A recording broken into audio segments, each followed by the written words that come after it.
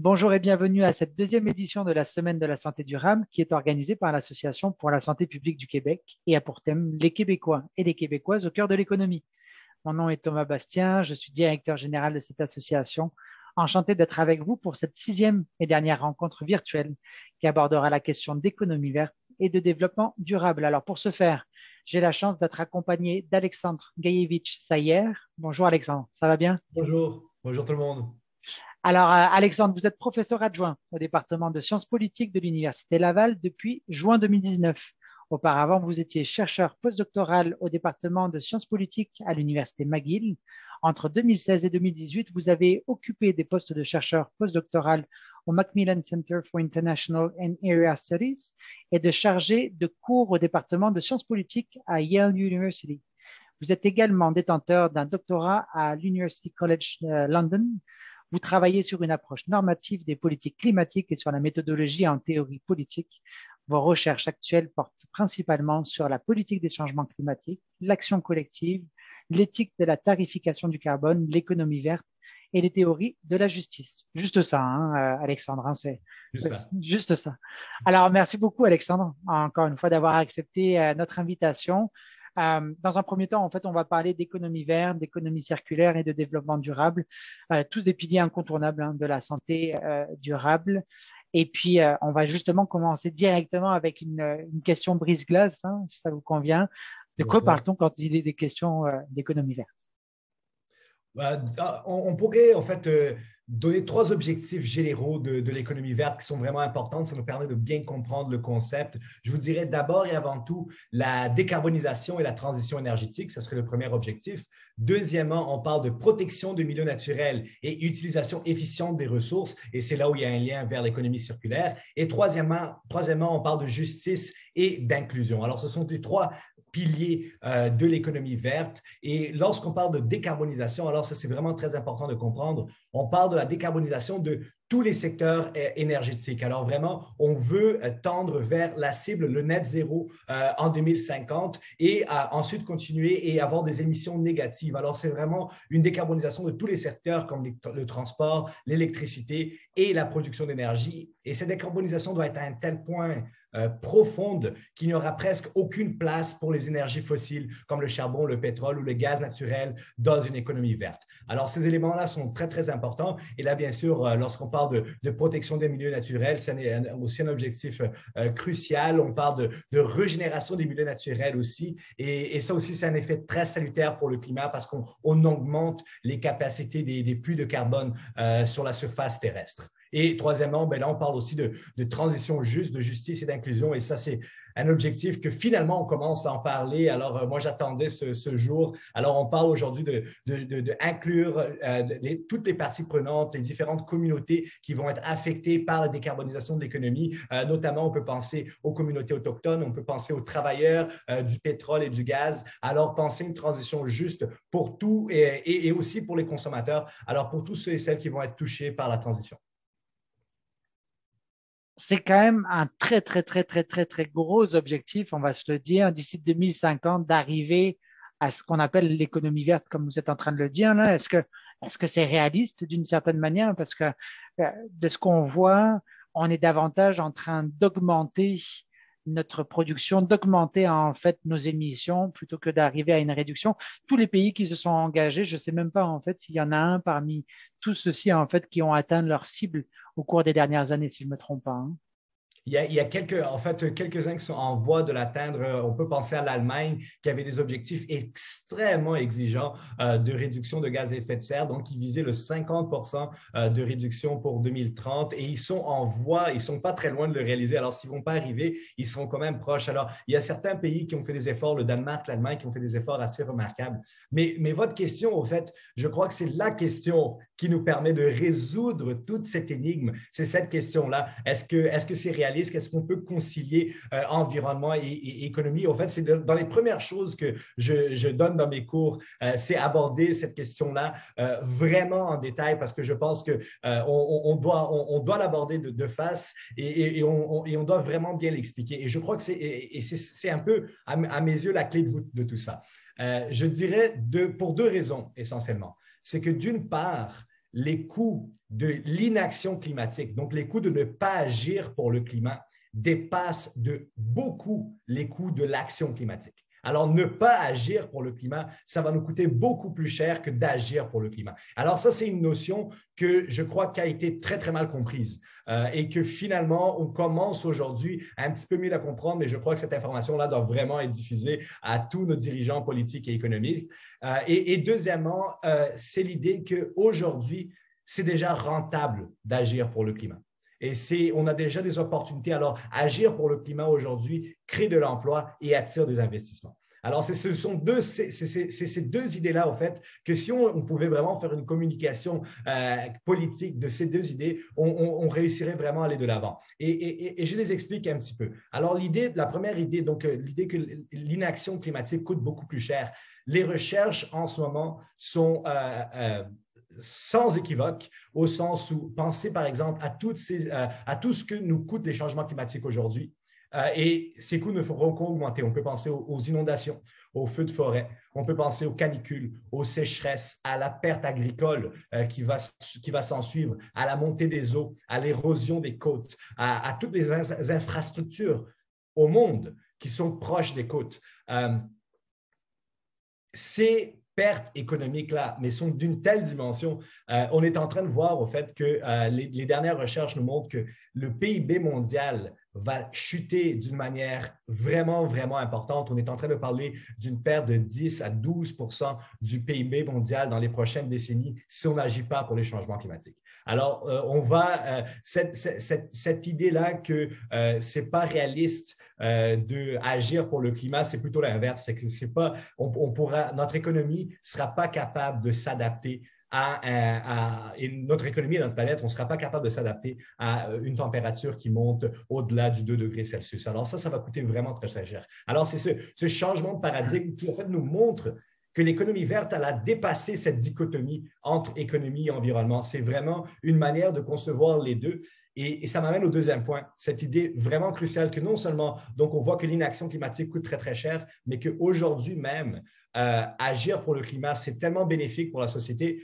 Et là c'est pour plusieurs raisons. Par exemple, le kilowattheure le moins cher aujourd'hui au monde, c'est le solaire et l'éolien. Ce sont les énergies moins chères qu'on produit. Alors, ces énergies-là sont en train de battre les énergies fossiles seulement sur la base du prix. Alors, on ne pense même pas à agir pour le climat, juste sur la base du prix. Ces énergies-là sont en train de battre les énergies fossiles, mais aussi c'est le potentiel de création d'emplois et d'attirer des investissements qui viennent avec la transition énergétique sont vraiment majeurs. Et les recherches sont sans équivoque que la transition va créer beaucoup plus d'emplois qu'elle va coûter. Au fait. Alors, on va être dans un contexte où on va vraiment alimenter l'économie en coupant les gaz à effet de serre. Et je crois que c'est ces informations-là qui devraient vraiment se rendre à nos dirigeants politiques et économiques. Ça ferait en sorte qu'on pourrait vraiment accélérer la transition si tout le monde embarquait derrière cette idée qu'au fait, on va en sortir gagnant. Mais pour ça, par exemple, il faut qu'on se positionne. Alors, il faut vraiment, on a tout intérêt, par exemple, en tant que pays, en tant que province, de se positionner à l'avant-plan de cette transition-là pour pouvoir effectivement en tirer profit.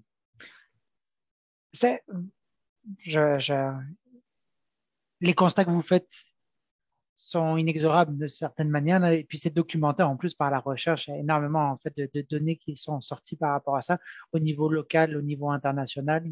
C'est sans contour.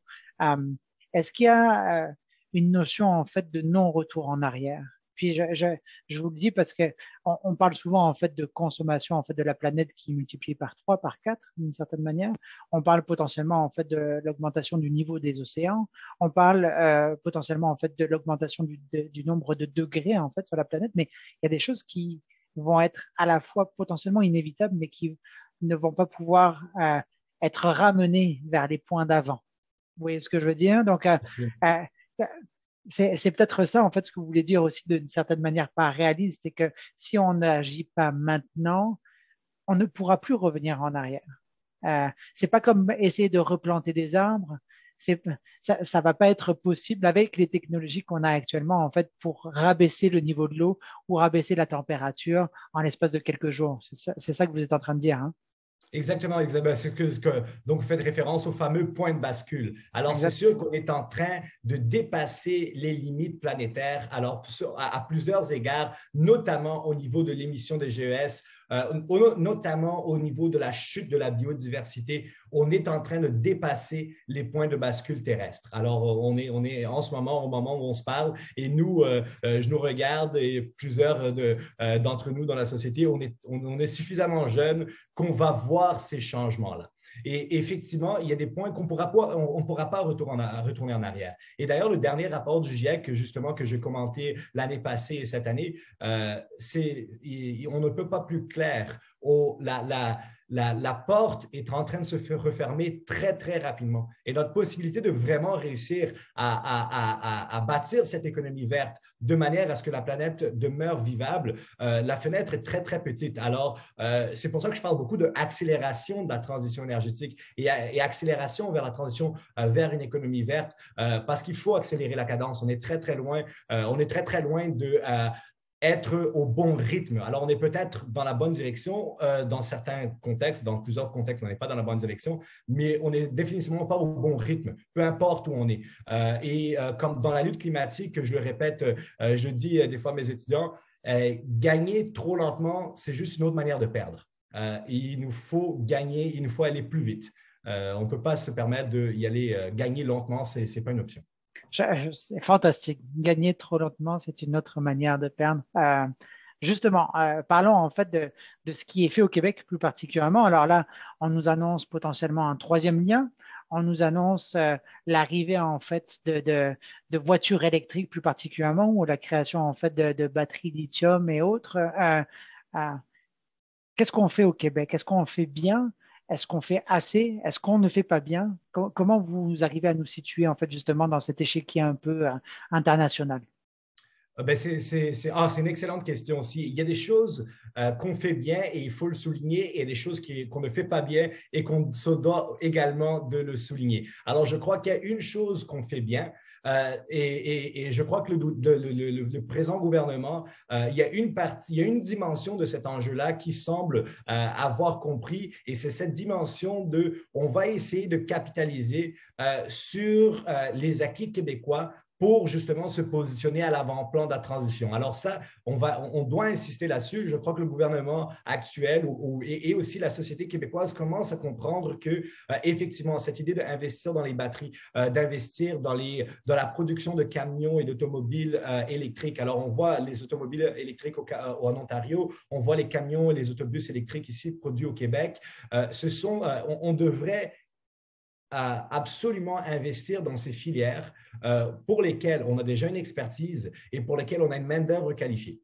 Ça va faire en sorte qu'au fait, on va alimenter l'économie de demain et on va créer des emplois qui vont être là pour alimenter l'économie de demain. Et ça c'est cette manière de faire en sorte qu'on va réussir et on peut penser au Québec, notre plus grand secteur polluant, plus de 40% de nos émissions vient du secteur des transports. Alors, électrifier les transports est une priorité au Québec. On n'est pas assez rapide dans cette électrification-là. En fait, on est assez lent même d'une certaine manière. On a déjà l'électricité propre, donc ça vaut la peine d'électrifier les transports. Et on a une expertise qui pourrait être là en train de bâtir ces camions électriques, ces autobus électriques, ces autobus scolaires électriques, par exemple. Et on devrait capitaliser là-dessus. Et on devrait aussi investir, par exemple, dans des filières éoliennes et solaires au Québec, parce qu'on a vraiment une main-d'œuvre qui pourrait produire ces produits qui vont être très, très en demande dans l'avenir. Alors, cette dimension-là, où on voit qu'on est gagnant économiquement à couper nos GES, commence à être comprise au Québec, mais on doit encore accélérer la cadence. Là où on fait moins bien les choses, et ce qui explique le pourquoi peut-être on n'avance pas aussi vite et on a l'air de faire du surplace en fin de compte, c'est d'une part le fait qu'au Québec, on semble ne pas vouloir, alors on comprend ce qui est positif pour l'économie, mais on ne semble pas vouloir justement y aller vers ce que le gouvernement semble appeler des mesures punitives. Ce ne sont pas vraiment des mesures punitives, ce sont comme, et je parle par exemple des questions d'écofiscalité. Alors justement, le fait on devrait avoir au Québec une revision majeure de l'écofiscalité, pas juste le marché du carbone du Québec, mais cette idée-là qu'on doit rendre les pollueurs, que ce soit les consommateurs, que ce soit les industries, davantage davantage responsables pour leur pollution. Alors, d'une part, on le fait avec le marché du carbone, ce qui est très bien, mais d'autre part, on devrait voir qu'on devrait orienter les choix, on devrait envoyer des signaux à toute la société, comme quoi, par exemple, on voit que pourquoi les émissions du secteur de transport ont autant augmenté, c'est notamment parce que les consommateurs se sont tournés vers des VUS, se sont tournés vers des pick-up qui sont très, très polluants. Alors, et ça explique le pourquoi, en fait, les émissions du transport, les émissions du secteur de transport ont autant augmenté au Canada et au Québec dans les dernières années. C'est ce choix-là en particulier. Si on avait une écofiscalité, on serait en train d'envoyer le signal au marché que ces choix-là sont très coûteux pour la société et on devrait en fait les tarifier de sorte à donner un incitatif négatif. Alors, ce n'est pas des mesures punitives, ce sont des mesures de juste envoyer le signal au consommateur que ces choix-là sont dommageables pour la société et que si vous voulez en fait vraiment les avoir, vous devrez payer un prix en fait plus élevé. Et je crois que c'est comme ça, en envoyant tous ces signaux-là, on va plus rendre à même la société responsable de ses choix et peut-être qu'avec tous ces choix dans l'agrégé, la société au complet va se tourner vers toutes des alternatives plus propres, pas juste dans le secteur de transport, mais aussi dans d'autres secteurs. Et ce qui nous manque à faire, donc, c'est d'une part ces questions d'écofiscalité, c'est aussi l'efficience énergétique. Au Québec, on gaspille énormément d'énergie. On gaspille vraiment beaucoup d'énergie et ce sont des grandes pertes pour nous, notamment d'une part parce que ça coûte cher à tout le monde, à tous les ménages. Ça leur coûte cher aux ménages. Mais ça fait en sorte que cette électricité-là n'est pas disponible justement pour une demande qui devrait être croissante avec des transports électrifiés, et notamment parce qu'on pourrait vendre cette électricité-là et rendre plus vert les sociétés aux alentours. Alors, il y a beaucoup de gens qui vont vouloir notre électricité, mais on est encore dans un paradigme où on gaspille énormément d'électricité au Québec. Alors, je pense que les dernières recherches ont montré que vraiment facilement, on pourrait économiser 15% de notre énergie, ce qui est majeur et ce qui nous permettrait donc de répondre, non seulement de répondre à la demande, mais aussi d'économiser beaucoup de sous chez nous. Et vous avez parlé beaucoup de transport, hein. Je pense que, comme vous le dites, hein, c'est quand même une grosse partie, hein. Est-ce que transport collectif, par exemple, ça fait partie en fait d'une des solutions? Là, on parle justement en fait de transformer notre parc de transport en parc électrique. Ça, c'est une première chose. Mais est-ce qu'il y a d'autres alternatives aussi? Je ne sais pas. Je crois que vous avez touché un point important aussi parce que effectivement, on pourrait croire, notamment avec les débats récents, et ça aussi, c'est quelque chose que je ne crois pas qu'on fait assez bien. On semble, alors justement dans les milieux un peu oubliés, je crois que notamment la protection des milieux naturels, comme j'avais parlé tout à l'heure, la protection des forêts, le rôle des forêts dans les luttes au changement climatique, c'est quelque chose qui semble un petit peu oublié, donc aussi dans les choses qu'on devrait un peu mieux faire, mais aussi pour le transport collectif et le transport actif. Je crois qu'au Québec, on a vraiment amplement la capacité de miser sur les transports collectifs et sur le transport actif beaucoup plus. Il y a tellement d'exemples qui nous font croire qu'on est très loin du compte. Alors, ça peut, et là, je veux dire, ça touche ici pour moi le tramway, donc j'habite dans la ville de Québec, alors on parle évidemment du réseau structurant de transport. Je crois qu'on perd beaucoup de temps, au fait, en ce moment, à ne pas créer un réseau structurant ici au Québec. Alors, et ça a des grands coûts pour la santé. Cette pollution-là a un grand coût pour la santé aussi. Alors, c'est des pertes économiques, c'est des coûts aussi au niveau de la santé. Et évidemment, c'est des coûts environnementaux importants. Alors, on ne mise pas suffisamment sur les transports collectifs. Il y a la question du troisième lien, comme vous avez très bien abordé. Ce sont des éléments indicatifs de on n'a pas encore très bien compris le message. Si on parle, par exemple, l'année passée, on a finalement rejeté, par exemple, le projet de gaz naturel liquéfié au Québec. Heureusement, mais on a tergiversé sur ce plan assez longtemps. Ça montre des fois qu'on n'a peut-être pas assez bien compris. La question du troisième lien est un très bon exemple aussi. Le fait qu'on soit en train de débattre de cette question-là de manière et qu'il y ait autant de gens, de dirigeants qui poussent pour cette mesure-là est indicatif on n'a pas encore aussi bien compris le message. Alors, c'est pour plus qu'on puisse bien faire dans certains éléments, des choses comme le troisième lien, c'est sûr que ça nous ramène en arrière. Juste pensons, par exemple, au coût du troisième lien, on parle de 10 milliards. Je veux dire, tout le plan vert du Québec, ensemble, pour les 5 prochaines années, c'est 6,7 milliards. Alors, on peut, juste on fait l'adéquation entre ces deux mesures-là. Alors, on pourrait donner 10 milliards pour un troisième lien qui n'est pas particulièrement urgent en ce moment, mais tout le plan pour l'économie verte du Québec, c'est 6,7 milliards. Alors, ça nous montre qu'on n'a pas encore l'idée de l'urgence et de la nécessité et surtout de tous les gains qu'on pourrait faire en investissant davantage des sommes comme celle-là dans l'économie verte. Mais je crois qu'il y a beaucoup aussi qui devrait être fait pour le transport actif, notamment dans les métropoles. Mais je ne dis pas qu'on doit abandonner, je ne dis pas que l'automobile va disparaître. Et c'est sûr qu'au Québec, l'automobile ne va pas disparaître. On a un très, très grand territoire. Et dans beaucoup de régions, l'automobile est la seule voie nécessaire. Mais pour tout ce qui est automobile, on voit aujourd'hui avec la nouvelle performance des voitures électriques, on devrait miser sur l'électrification de l'automobile de manière très, très importante et ça serait très salutaire pour le Québec. Je crois qu'au plus on va miser, en plus, les prix vont baisser de ces automobiles-là. Elles vont devenir plus performantes, alors la performance va augmenter et donc on risque de juste sortir gagnant en misant davantage sur ces éléments-là. Puis je pense qu'en transport, dernier élément, et là, c'est quelque chose qui me touche un petit peu, mais comment se fait-il qu'on n'a pas encore un lien rapide entre Québec et Windsor? Alors, comment on n'a pas encore en 2022 un train rapide? C'est plus long faire Québec-Montréal en train qu'en voiture. Et ça, c'est un non-sens. Alors, tant qu'on n'aura pas corrigé des inefficiences pareilles, on aura de la difficulté à accélérer la transition. Et encore une fois, et puis j'aime beaucoup quand vous vous adressez au gouvernement pour leur dire ces choses-là.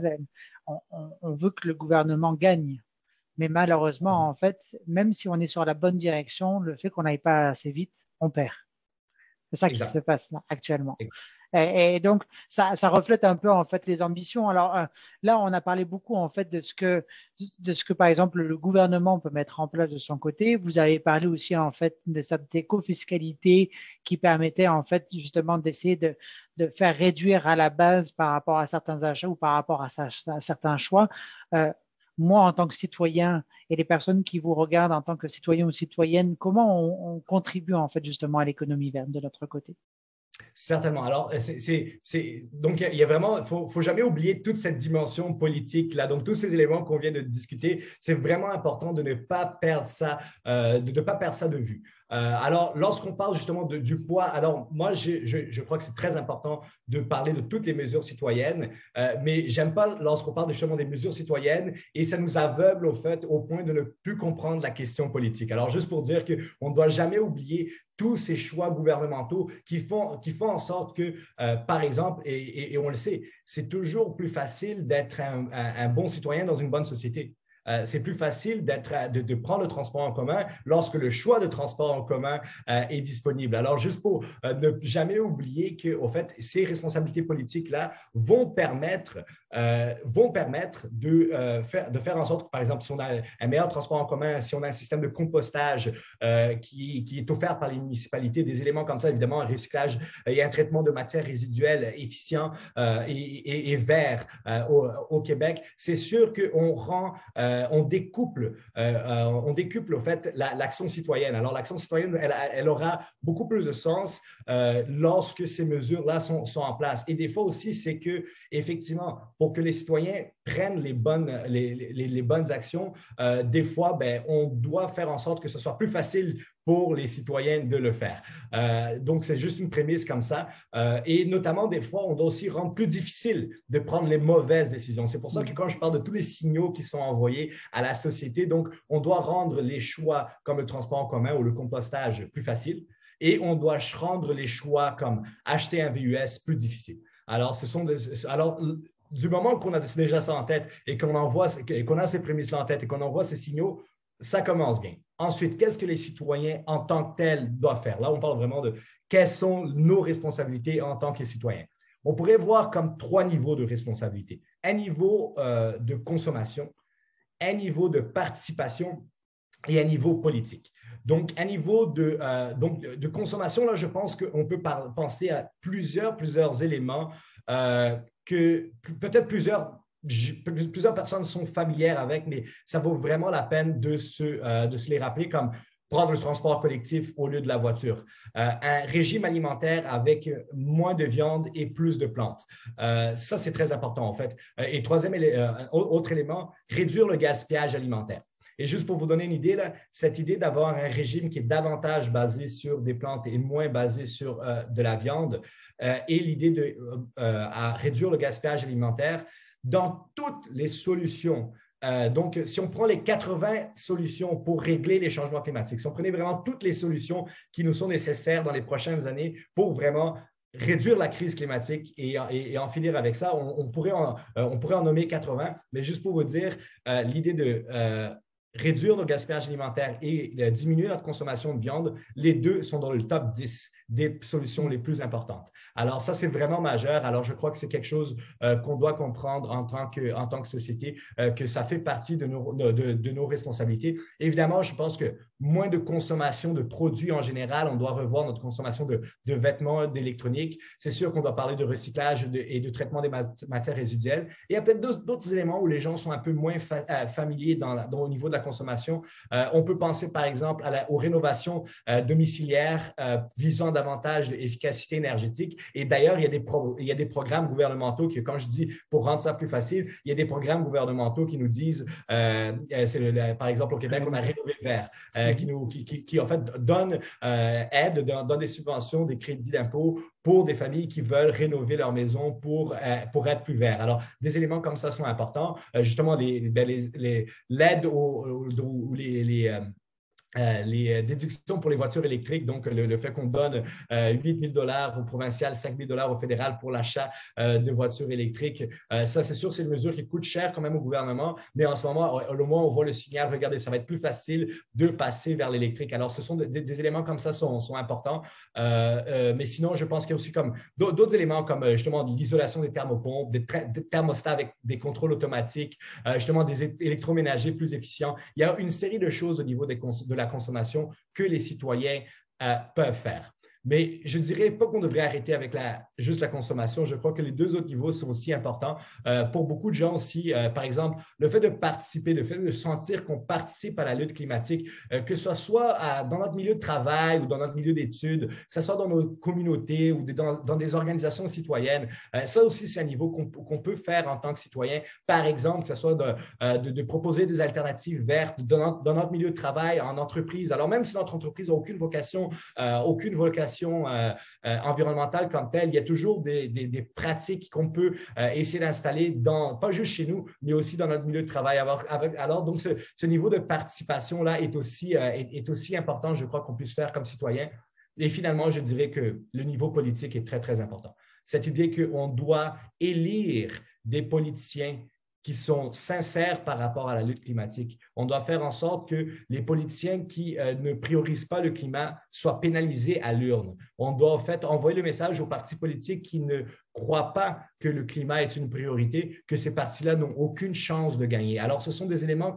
Alors, ce troisième niveau-là, ce niveau politique est très important pour les citoyens. Qu'on envoie clairement le message aux dirigeants politiques qu'ils doivent prioriser le climat parce que les citoyens croient qu'ils doivent prioriser le climat. Et une chose, on sait, c'est que tous les partis politiques écoutent l'opinion publique. Ça, c'est certain. Et c'est pour ça que pour les citoyens, ça doit être une priorité d'envoyer le message à tous les cycles électoraux, à tous les niveaux, que ce soit au niveau municipal, provincial ou fédéral, qu'à toute élection, on devrait prioriser des candidats qui comprennent tout ce qu'on vient de dire sur la lutte climatique, qui comprennent à quel point la lutte climatique va faire en sorte que notre société pourrait bien se positionner au 21e siècle et qu'on le fait aussi pour l'économie et qu'on le fait aussi pour l'environnement.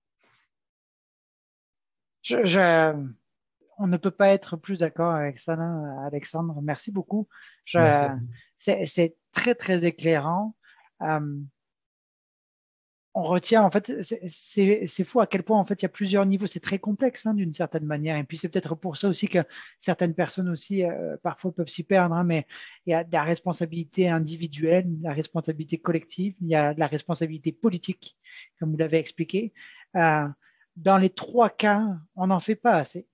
Et c'est ce que je retiens un peu de notre échange. On n'en fait pas assez. Puis, si on a l'impression d'être dans le bon chemin, ça ne fait pas en sorte, en fait, qu'on va s'en sortir. Parce que pour s'en sortir, il faut qu'on aille plus vite. Pour gagner cette bataille-là, en fait, qui est une bataille urgente, il faut vraiment adresser les enjeux, puis l'adresser, en fait, à tous les niveaux qu'on a indiqués jusqu'à maintenant. Moi, de mon côté, je vous avouerai, il y a peut-être même trop d'informations parce que j'ai déjà envie de me mettre dans la bataille et puis je m'y mets déjà personnellement. Mais Alexandre, est-ce qu'il y a des choses que vous voudriez rajouter en fait par rapport à cet échange-là, des choses desquelles on n'a pas parlé?